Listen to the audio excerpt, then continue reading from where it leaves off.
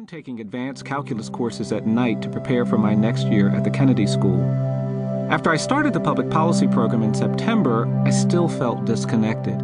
The curriculum was extremely quantitative, focused on figuring out how to maximize benefits and minimize costs, without much concern for what those benefits achieved and the costs created. While intellectually stimulating, decision theory, econometrics, and similar courses left me feeling adrift. But then suddenly, everything came into focus. I discovered that the law school offered an unusual one-month intensive course on race and poverty litigation taught by Betsy Bartholet, a law professor who had worked as an attorney with the NAACP Legal Defense Fund. Unlike most courses, this one took students off campus, requiring them to spend the month with an organization doing social justice work. I eagerly signed up.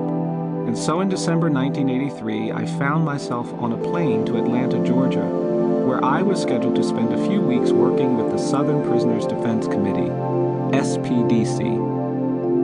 I hadn't been able to afford a direct flight to Atlanta, so I had to change planes in Charlotte, North Carolina, and that's where I met Steve Wright, the director of the SPDC, who was flying back to Atlanta after the holidays. Steve was in his mid-30s and had a passion and certainty that seemed the direct opposite of my ambivalence. He'd grown up on a farm in Kentucky and ended up in Washington, D.C. after finishing law school. He was a brilliant trial lawyer at the Public Defender Service for the District of Columbia and had just been recruited to take over the SPDC, whose mission was to assist condemned people on death row in Georgia. He showed none of the disconnect between what he did and what he believed that I'd seen in so many of my law professors. When we met, he warmly wrapped me in a full-body hug, and then we started talking. We didn't stop till we reached Atlanta. "Bryan," he said at some point during our short flight, "capital punishment means them without the capital get the punishment. We can't help people on death row without help from people like you."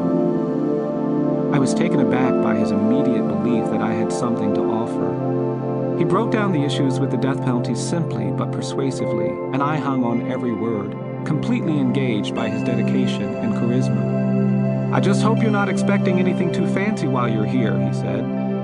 "Oh no," I assured him.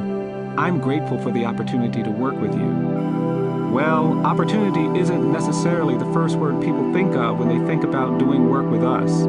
We live kind of simply, and the hours are pretty intense. That's no problem for me. Well, actually, we might even be described as living less than simply, more like living poorly, maybe even barely living, struggling to hang on, surviving on the kindness of strangers, scraping by day, uncertain of the future. I let slip a concerned look, and he laughed. "I'm just kidding. Kind of." He moved on to other subjects, but it was clear that his heart and his mind were aligned with the plight of the condemned and those facing unjust treatment in jails and prisons. It was deeply affirming to meet someone whose work so powerfully animated his life.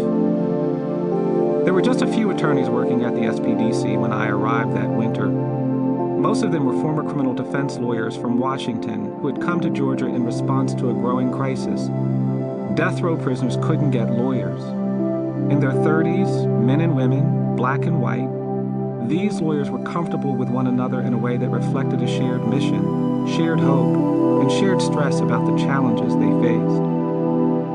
After years of prohibition and delay, executions were again taking place in the Deep South, and most of the people crowded on death row had no lawyers and no right to counsel.